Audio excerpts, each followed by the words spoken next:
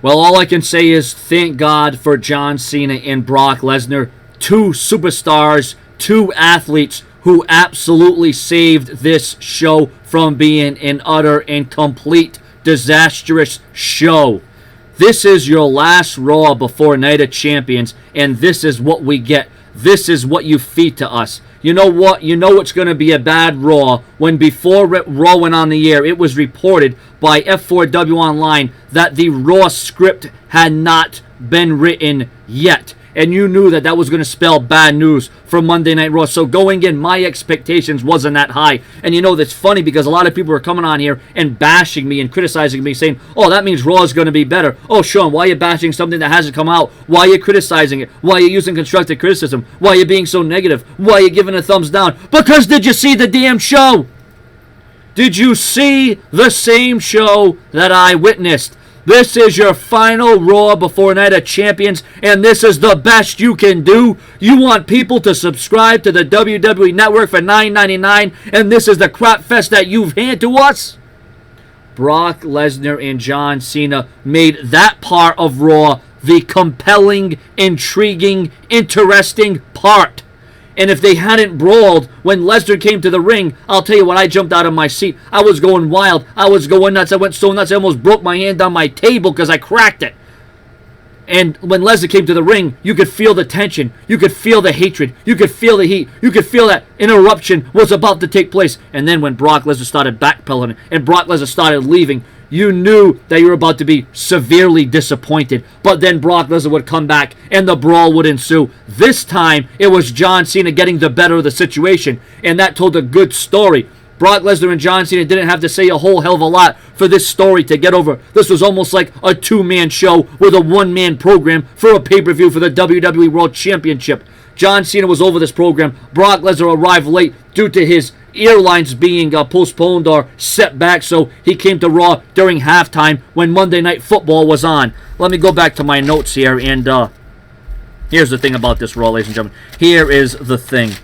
The problem with Raw is it really didn't do anything to make me want to watch Night of Champions. It didn't boost any momentum for Night of Champions except for Brock Lesnar and John Cena. I think WWE was on autopilot. I don't know if the creative team were out to lunch. Oh, wait a minute, because there was no creative. There was no script for the damn show, and it shows. It shows that it's lacking. It shows that the WWE could have done a hell of a lot better, but no. Instead, this is what they give us. But yet they want to make us pay $9.99 for the WWE Network. I have been a lifelong WWE fan. I have ordered every pay-per-view. I've went to every live event and every Raw and every pay-per-view that has come around my area to Boston, Providence, Connecticut, and New York.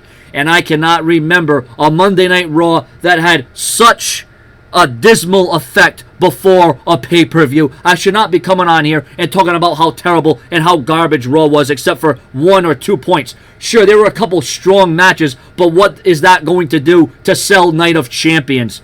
I'll tell you what, Raw didn't accomplish a whole hell of a lot tonight. And once again, if you take Lesnar and Cena out of the equation after that great brawl that they had tonight, well, then you could have just said this Raw was one of the worst, uninteresting, uneventful Raws of all time. And I don't want to say this. It pains me. It hurts me to come on here. Oh, well, Sean, why don't you just stop watching? Why don't you just change the channel? Because I want to see the product improve. Because I think that there's going to be a Raw that's actually going to up the ante. They're going to, surprise us. They're going to shock us. And you know what? I'll come on here and I'll criticize and I'll talk and I'll rant. Hell, I'll tell you when the WWE is good. I will be positive, but I'm going to tell you when it's bad. And tonight it was bad. If you want to go back and rewatch this Raw, there's only one reason to watch it and one reason only, and that is because of John Cena and Brock Lesnar and the great mic work that Paul Heyman produced. So let me not forget about what Paul Heyman did during this Raw broadcast. But besides that, I cannot believe I'm coming on here and telling you how horrible, horrendous. I don't even know how I was able to sit through Raw. You know, it's funny because they call this the go-home show before the pay-per-view on the WWE Network, right? This is the go-home show where they're supposed to produce. Well, I'm surprised on the go-home show of Raw that the people didn't go home before the show ended. And I do have to give credit where credit is due. Roman Reigns versus Seth Rollins was a great match. It was one of the matches of the night, but where was the logic? What sense did it make to put this match on Raw when the WWE fully knew well that this was going to be at Night of Champions? What? Why would you put this match for free on Raw instead of enticing the customers to want to buy the network or watch on the network? Rollins versus Reigns. And then here's where I really started to scratch my head and raise my eyebrows. And my head was turning.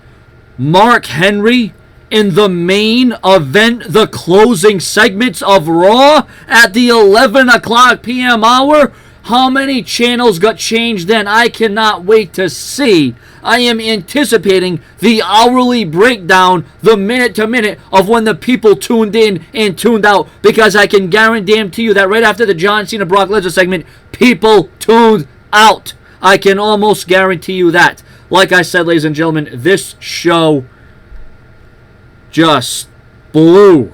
And I'm not talking about blue as in sexual or blue as in the Spice HBO network at 12 o'clock in the morning. I'm not talking about blue as in Blue's Clues. No. Actually, I think Blue's Clues could have been better than this Raw. Like I said, John Cena and Brock Lesnar absolutely saved this Raw with a strong showing between Roman Reigns and Seth Rollins that didn't make any sense because we're going to get that same match at Night of Champions. What the hell is the WWE smoking? Because quite frankly, whatever they're smoking, I want some. Subscribe, your comments, your opinions, unreal.